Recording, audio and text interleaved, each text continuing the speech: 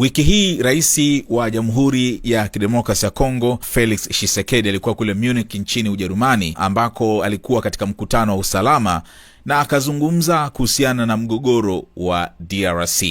Sasa miongoni mwa kile ambacho amekisema nimekipata hapa na ninanukuu kile ambacho alikisema kuhusiana na Rwanda, waasi wa M23 pamoja na mambo mengine. Alisema, ikiwa leo tunaruhusu nchi moja kuchora upya mipaka ya Afrika kwa nguvu, nani atakuwa wa pili? Ni eneo gani linalofuata litakalozozaniwa? Ni taifa gani litakaloathirika na athari za kitendo hiki hatari? Na ni wakati wa kuchukua hatua. Jamhuri ya Kidemokrasia ya Kongo ni taifa huru, na kama taifa lingine lolote huru, lina haki na wajibu wa kulinda uadilifu wake wa kieneo na kuwalinda raia wake.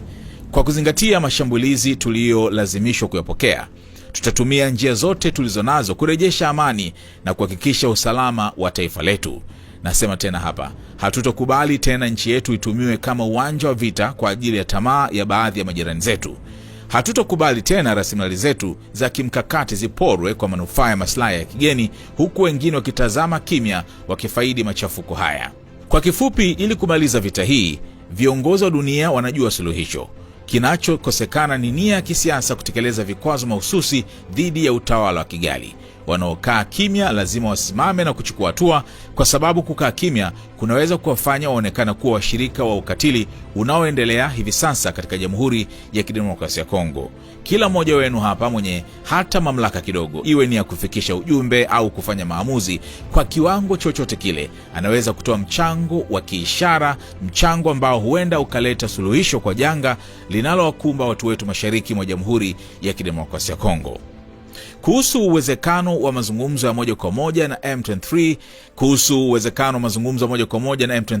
rais wa nchi hiyo alikuwa wazi, hilo ni danganyo na halina uwezekano wa kutokea. Alisema, hili si swala la ego, si swala la kiburi au majivuno tunapokataa kuzungumza moja kwa moja na M23. Kwanza kabisa, sababu ya msingi ni kwamba M23 imefanya mauaji halaiki kwa raia na imebomoa kambi za wakimbizi wa ndani ambako walikuwepo wanawake na watoto. Waliuawa kinyama. Kwa hiyo kwetu sisi M23 ni kundi la kigaidi na hatuwezi kujadiliana wala kufanya mazungumzo na magaidi. Sababu ya pili ni kwamba kuna mchakato wa Nairobi ambao unashughulikia masuala ya makundi ya waasi. Kwa hivyo M23 ikiwa kundi la waasi, linapaswa kushughulikiwa kama makundi mengine yote yaliyo ndani ya Jamhuri ya Kidemokrasia ya Kongo.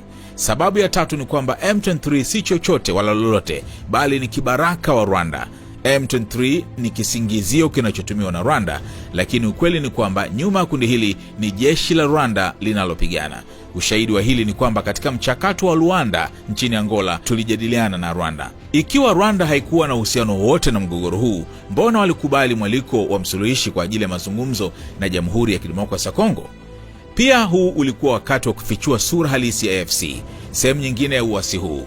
Sina hata chembe ya shaka kwamba upinzani uliochukua silaha na kuungana na Rwanda kutekeleza hujuma dhidi ya jamhuri hauna haki yoyote.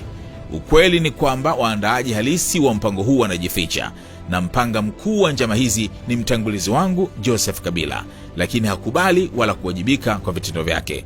Kwa hivyo kuna pande mbili zinazoshambulia Jamhuri ya Kidemokrasia ya Kongo. Upande mmoja ni M23, kundi lililotupu kisera na kibaraka wa Rwanda. Upande mwingine ni AFC, kundi lililoundwa na Joseph Kabila. Hizi ndizo sura mbili za uovu unaotaka kuiangamiza Jamhuri ya Kidemokrasia ya Kongo, lakini hawatafanikiwa katika njama yao mbaya, kwa sababu watu wa Kongo hawatakubali. Kulinda taifa ni wajibu mtakatifu. Si nous laissons aujourd'hui un pays redessiner les frontières de l'Afrique par la force, qui sera le prochain? Quel sera le prochain territoire contesté? Quelle nation subira à son tour les conséquences de ce dangereux précédent? Il est temps d'agir. La République démocratique du Congo est un État souverain, et comme tout État souverain, elle a le droit et le devoir de défendre son intégrité territoriale et de protéger son peuple. Face à l'agression qui nous est imposée, nous userons de tous les moyens à notre disposition pour restaurer la paix et garantir la sécurité de notre nation.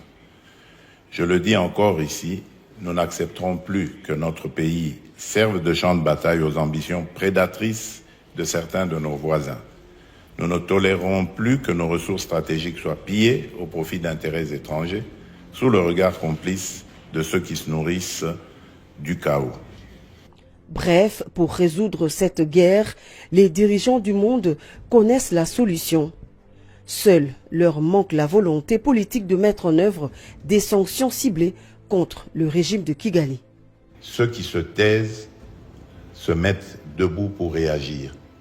Parce que se taire, il risque d'être considéré comme être complice de la barbarie qui sévit actuellement en République démocratique du Congo. Donc je compte sur chacune et chacun d'entre vous ici qui a le moindre petit pouvoir, soit de passer un message ou soit de prendre une décision à son petit niveau, quel qu'il soit. Ce serait une contribution symbolique, une contribution qui apporterait peut-être des solutions au drame que vivent nos populations à l'est de la République démocratique du Congo. Concernant un éventuel dialogue direct avec le M23, le chef de l'État a été clair.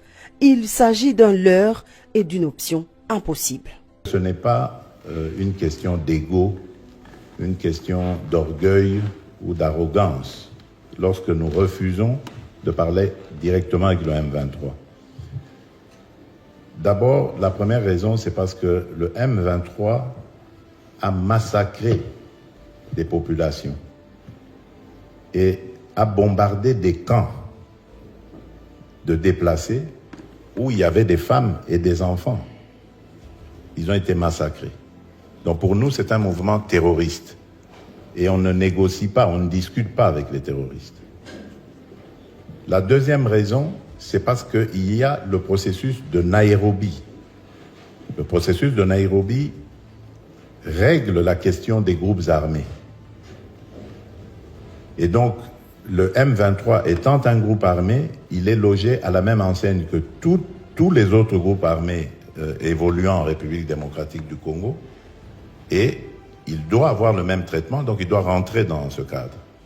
La troisième raison, c'est parce que le M23 est un mouvement, j'allais dire, qui est vide de contenu. C'est en fait un supplétif du Rwanda.